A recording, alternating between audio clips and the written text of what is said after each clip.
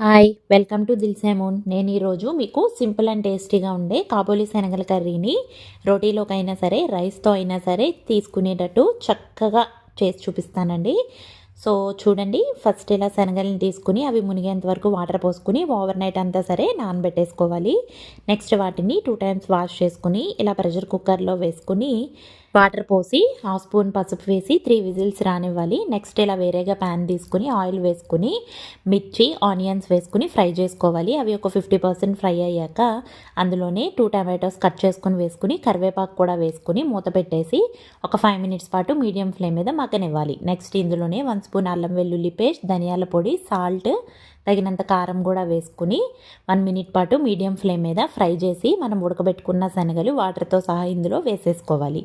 Next ఇలా 10 minutes medium ఫ్లేమ్లో మగ్గాక 2 spoons వరకు గరం మసాలా వేసుకుని గ్రేవీ కన్సిస్టెన్సీ చూసుకుని స్టవ్ ఆఫ్ చేసేయటం.